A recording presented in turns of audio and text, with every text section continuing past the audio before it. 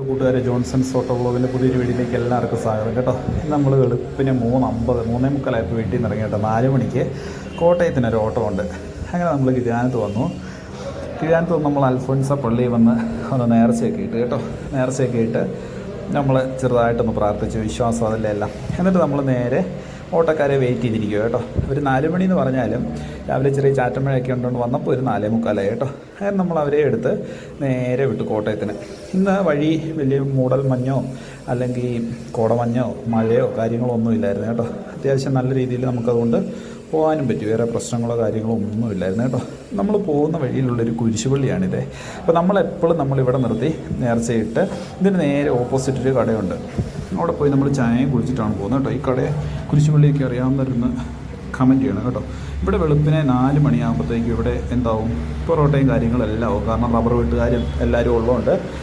അതുപോലെ തന്നെ ഇത് ഇവിടെ നല്ല അരിമുറുക്കും കടലമിഠായിയും എല്ലാം ഇരിപ്പുണ്ട്. എന്നാലും നമ്മൾ ആവി പിറക്കുന്ന ഒരു കടുങ്കാപ്പി മാത്രം കുടിച്ച് നേരെ വിട്ടു കേട്ടോ. പാലായി ചെന്നപ്പോൾ ഇതാണ് അവസ്ഥ. ചെറിയതായിട്ട് നൂല് പോലത്തെ മഴയും കാര്യങ്ങളൊക്കെ ആയിരുന്നു കേട്ടോ. അപ്പോൾ എന്നായാലും നമ്മളൊരു 6:30 ആയപ്പോഴത്തേക്കും മെഡിക്കൽ കോളേജ് എത്തി കേട്ടോ. എന്നിട്ട് നമ്മൾ നേരെ ഇന്ത്യയുടെ അടിയിൽ കൊണ്ട് വണ്ടി ഇട്ടു. കാരണം അവിടെയാണ് നല്ല തണൽ കാണും. അപ്പം നമ്മൾ എന്ന് വിടുന്ന പോലെ തന്നെ അവിടെ വണ്ടി ഇട്ടിട്ട് നേരെ കാപ്പി കുടിക്കാൻ പറ്റും. രാവിലെ കാപ്പി കുടിച്ചേക്കാന്ന് വെച്ചു. 6:30 ആയപ്പോൾ നമ്മൾ 3 ഇഡ്ഡലി ഒരു വടയും കഴിച്ചു കേട്ടോ. എന്നിട്ട് നേരെ വണ്ടിയെ വന്ന് കിടന്ന് ഒറ്റ ഉറക്കം അങ്ങോട്ട് ഉറങ്ങി. ഉറക്കമൊക്കെ ഉറങ്ങി 10 മണിയായപ്പോൾ ഓട്ടക്കാർ വന്ന് വിളിക്കുമ്പോഴാണ് നമ്മൾ എണീക്കുന്നത് കേട്ടോ. എണീറ്റ് കഴിഞ്ഞപ്പോഴത്തേക്ക് ഇതാണ് അവസ്ഥ. പാർക്കിംഗ് ഗ്രൗണ്ട് ഫുള്ള് വണ്ടിയായി. അതുപോലെ വണ്ടിയും നല്ല വെയിൽ, നമ്മൾ വേർത്ത് കുളിച്ച് കിടക്കുമായിരുന്നു കേട്ടോ. അതൊക്കെ കഴിഞ്ഞ് നമ്മളിത് നേരെ വണ്ടി എടുത്ത് പോന്നപ്പോഴത്തേക്ക് ഏറ്റുമാനൂർ കഴിഞ്ഞപ്പോൾ തൊട്ട് നല്ല സൂപ്പർ മഴ അങ്ങോട്ട് പെയ്യാനായിട്ട് തുടങ്ങി. കാലാവസ്ഥ മാറിയാനായിട്ട് തുടങ്ങി. കുറച്ച് നേരം വെയിൽ, കുറച്ച് നേരം മഴ. എന്തായാലും നമ്മളിത് വാഗമൺ കാര്യാടൊക്കെ ആയപ്പോഴത്തേക്കും കാര്യാടിന് താഴെ ആ ഉരുൾ പൊട്ടിയ നമ്മൾ ഇന്നാണ് കേട്ടോ അത്ര അടിപൊളിയായിട്ട് കാണുന്നത്. അടിപൊളി എന്ന് പറഞ്ഞാൽ അങ്ങനെയല്ല, ആ മലയുടെ മേളിൽ നിന്ന് പോന്നേക്കുവാ. നമ്മളവിടെ ഇറങ്ങിയൊന്ന് നോക്കിയപ്പോൾ അതിൻ്റെ ഭീകരത മനസ്സിലാകുന്നു കേട്ടോ. ഭയങ്കര എന്തായാലും എന്തോ ഭാഗ്യമുണ്ട്. അപ്പം അങ്ങനെ നമ്മൾ നോക്കിയപ്പോഴത്തേക്കും വേണ്ട സൂക്ഷിച്ച് നോക്കിയപ്പോഴത്തേക്കും വേണ്ട അതിലെ സിപ്പ് ലൈനെ കൂടെ ആൾക്കാർ പോകുന്നുണ്ട് കേട്ടോ. സൂക്ഷിച്ച് നോക്കിയാൽ നിങ്ങൾക്കും കാണാം.